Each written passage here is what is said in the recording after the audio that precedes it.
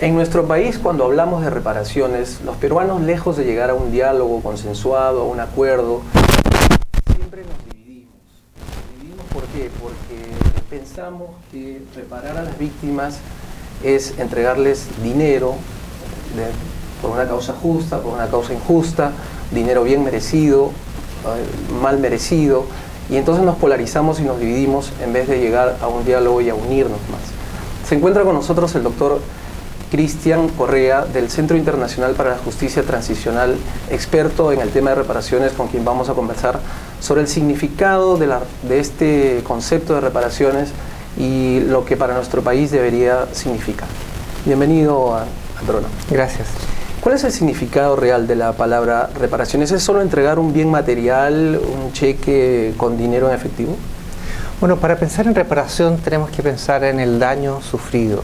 Entonces estamos hablando de decenas de miles de personas que perdieron la vida, de padres que no están, de hijos que no están, de personas que fueron violadas o torturadas.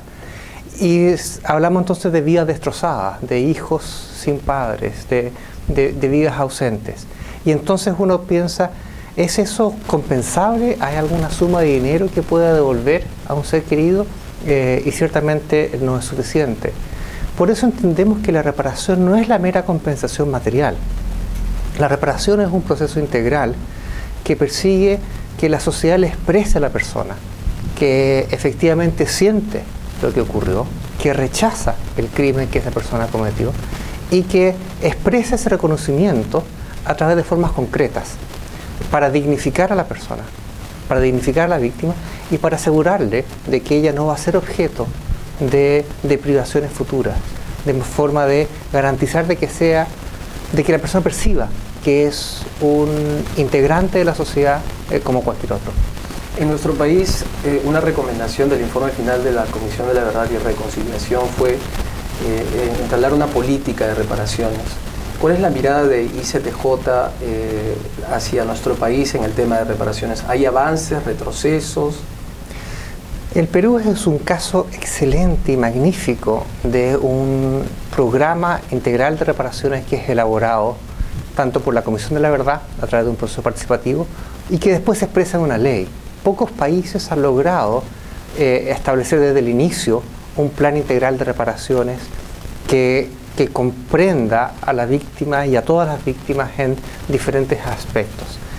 Pero el problema, como ocurre muchas veces en política, es que del dicho al hecho hay un buen trecho y entonces la implementación de ese programa ha sido bastante lenta.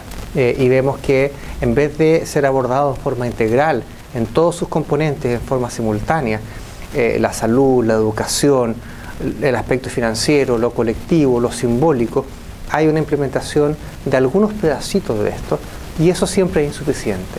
Entonces, si bien hay un programa de reparaciones colectivas que es muy interesante y que llega a comunidades alejadas donde antes no se llegaba, ese esfuerzo es insuficiente si no es acompañado de las otras medidas de dignificación. Porque las víctimas dicen, bueno, me llega una obra, pero ¿eso qué significa para mi vida en general? Y si no va acompañado sobre todo por una decisión de gobierno, ¿no es cierto?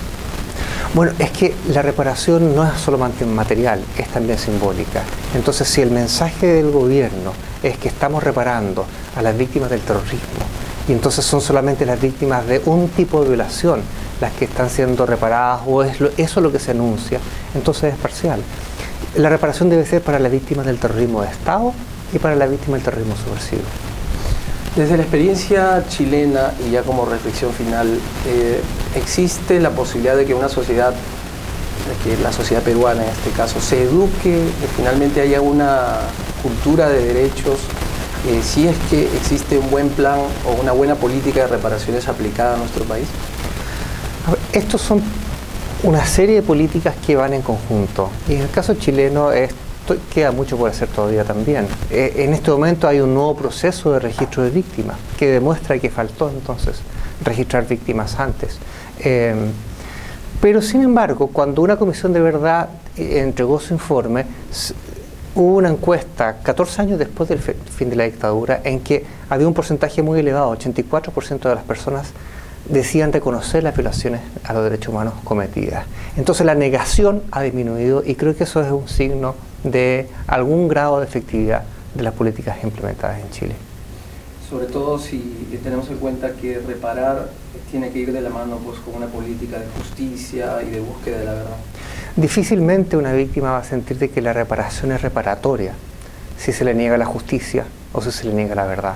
Entonces esos elementos van juntos para que la víctima sienta que en verdad se la toma en serio cuando se le dice sí, esto que se hizo a usted es inadmisible y tiene que ser reparado. Muchas gracias, doctor Cristian Correa, del Centro Internacional para la Justicia Transicional. Hasta la próxima edición. Gracias. Hasta luego.